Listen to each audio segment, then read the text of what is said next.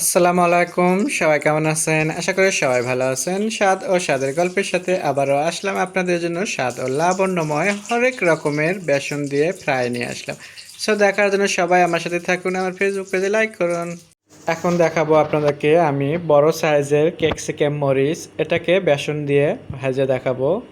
So এখানে এটাকে আমি অনেক বড় তো বেসনে আমি এর জন্য করে এটাকে একটু হাফ করে নেব। আর সাথে থাকতেছে সরপুঁটি মাছ, তো এখানে আমি 4 পিস সরপুঁটি মাছ নিছি, এটাকেও বেসনে ভাজবো আজকে মশমশা করে। সাথে বেগুন আছে, এখানে কয়েক পিস বেগুন আছে, আর হলো চিজ আছে। সো এটাও আমি আজকে ডুবো তেলে ভাজবো বেসন দিয়ে।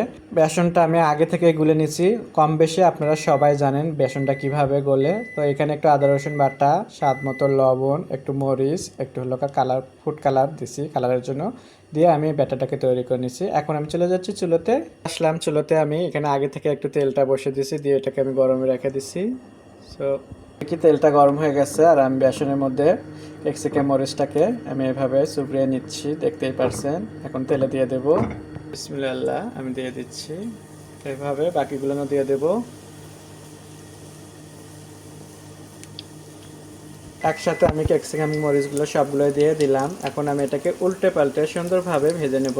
সুন্দরভাবে এটাকে উল্টে দিচ্ছি, দেখতেই পারছেন। সো এইভাবে বাকি বেগুন, তারপর চিজ আমি এভাবে ভেজে নেব। সরপুঁটি মাছ ভেজে তারপর সবগুলো আপনাদেরকে সুন্দরভাবে পরিবেশন করে দেখাবো।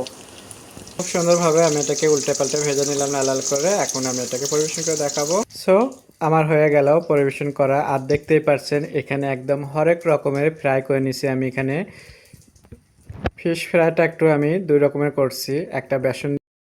আশা করি আপনাদের ভালো লাগবে। আর আপনাদের যদি ভালো লেগে থাকে বাসায় একবার হলেও আপনারা এভাবে বেসন দিয়ে হরেক রকমের ফ্রাই করে নেবেন, দেখবেন যে খুবই আর নতুন নতুন ভিডিও দেখার জন্য সবাই আমার সাথে থাকবেন। আমার ফেসবুক পেজ কিংবা ইউটিউব চ্যানেলে সাবস্ক্রাইব করে রাখবেন, নতুন নতুন ভিডিও দেখার জন্য সাথেই থাকবেন।